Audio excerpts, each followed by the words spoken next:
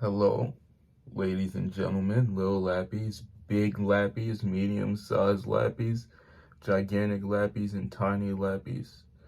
It's your host, the famous Lil Lappy. So, a couple of days ago was a pretty terrible day for me, but I realized something new about myself and something new about a good deal of humanity. So, I'm just going to give you a rundown of my day and why it was bad. So, it started off when I went to work, and it was all chill, you know what I mean? But I was there, and I was like, why am I doing a job that I can do like smoking crack? Like, I could probably smoke weed inside of the job and do the job just as well sober. You know, why am I doing a job like this when I have such a powerful mind that can come up with so many ideas and has so much knowledge and wisdom? Like, I realize like I have a lot of wisdom, a lot of different realizations that a lot of people don't have. And I've come to a lot of conclusions in my life, and there's so much in there, you know, there's so many universes in my mind that can be generated in like the blink of an eye. You know, I not to mention I actually know things that could progress society, you know. So I'm like, why am I doing this? For what? And why does anybody need to be doing this? Why is nobody doing a job that challenges their perspective or physically challenges them? You know, the job that I do, it's not physically challenging, it's not mentally challenging, it's just annoying. Like, the physical work, it's like kind of just tedious. It's not like a workout, it's just tedious. Tedious and stressful, you know. It's not challenging. So it stressed me out, made me sad. And after that, you know, I went to Walmart or whatever trying to get something. They told me they didn't have it. Then some lady like came up to me and she was struggling or whatever with this and that, and I gave her some money, and I'm like, wow, like if I could fix the world, I had all the power to fix the world and the government didn't try to kill me, how could I help people like this? Like, where would I even start, you know? And that really stressed me out. That really made me question everything. Then when that was done, you know, I went back to my apartment.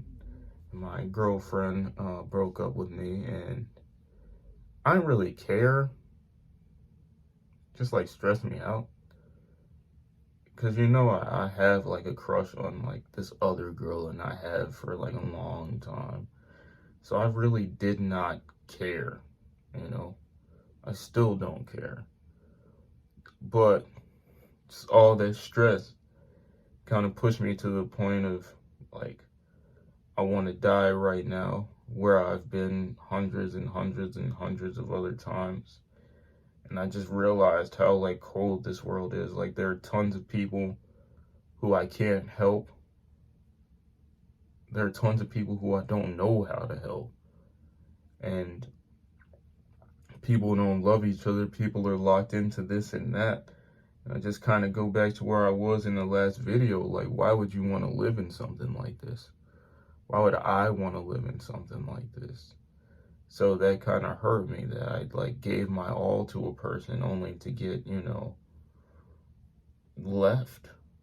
That kind of hurt me a little bit. And so I just thought to myself, like,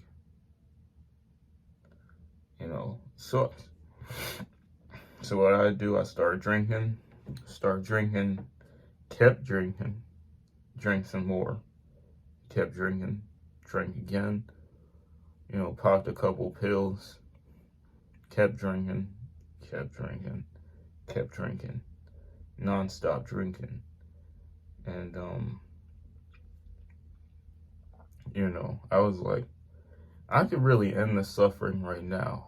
And I started thinking to myself, like, this life thing that we do is like playing in the lottery. Like, every day we wake up hoping for a chance to make this whole thing worth it, chances are it's probably not gonna be. Like, there is a 1 in a million chance of living a life that is fruitful, enjoyable, and fulfilling. But we go back to doing it again and again and again, and I just like wonder why, you know.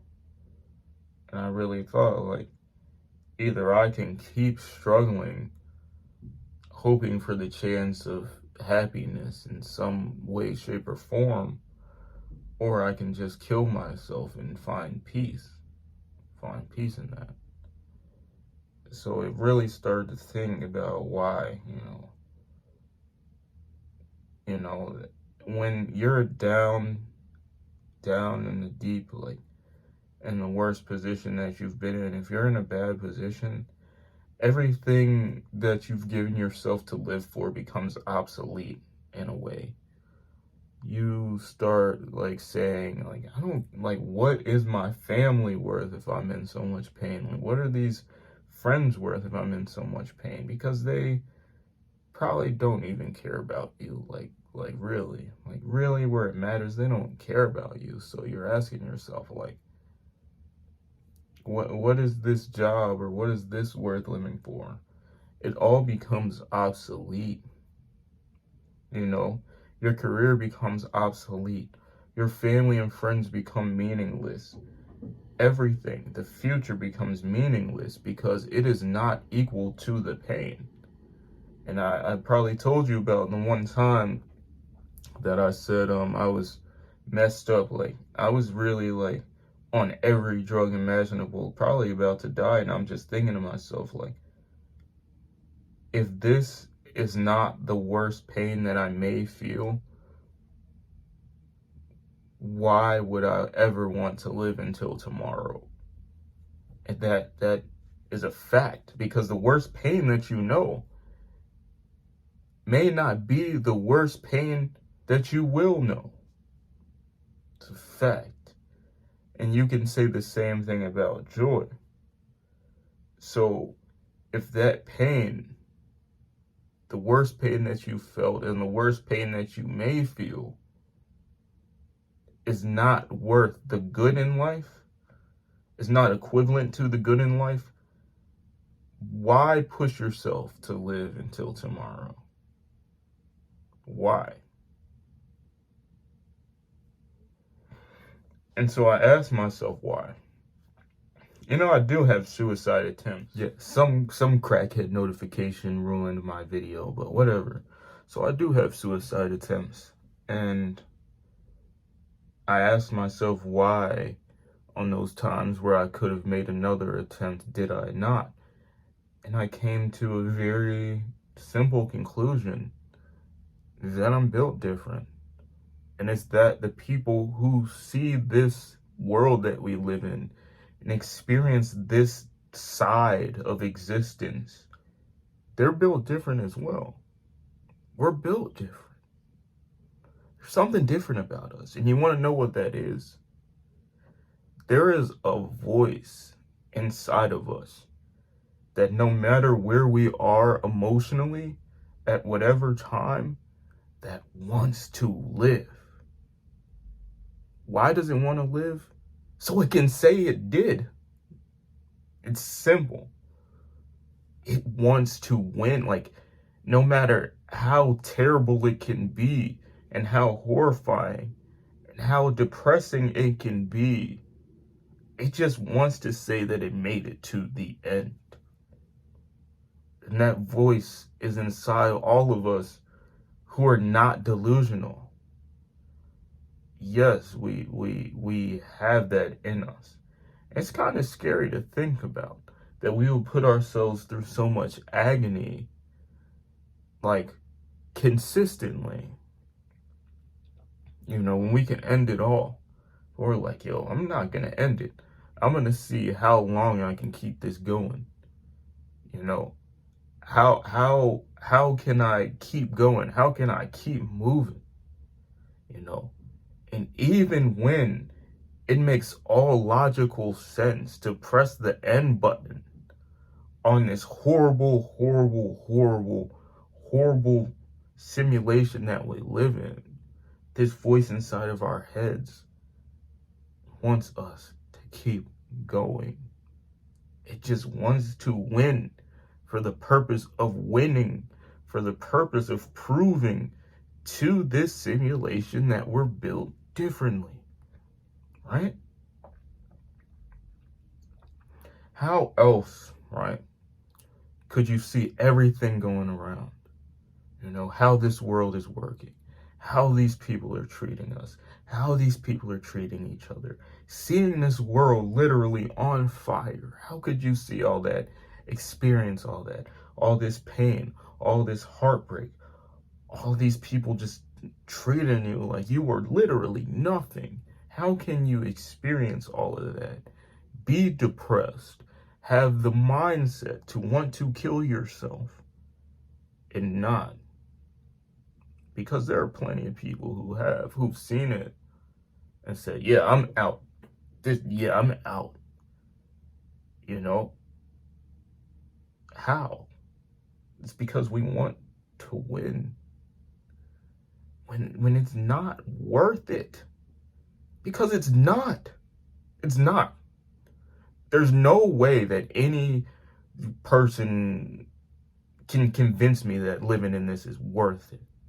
Like, yeah, you may have a family and millions of dollars, and you may find love. People are dying. Your best friends are gonna die. Your family's gonna die. People are gonna throw you away. You're gonna be locked into a job that you cannot tolerate. Getting paid nothing. You are gonna struggle.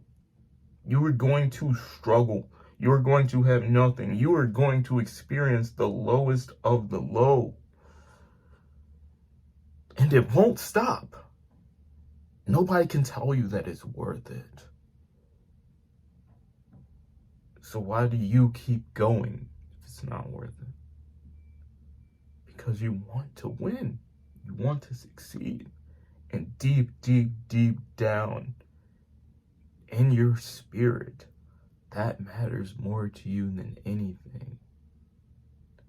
And deep, deep, deep, deep down in that spirit, that voice telling you that will never go away regardless of the situation. It's just something to think about. Because everybody else living is kind of like stupid. You know, if you're not depressed or not anxious, you're stupid. Chances are you're stupid or you're delusional. You're blind or you're delusional.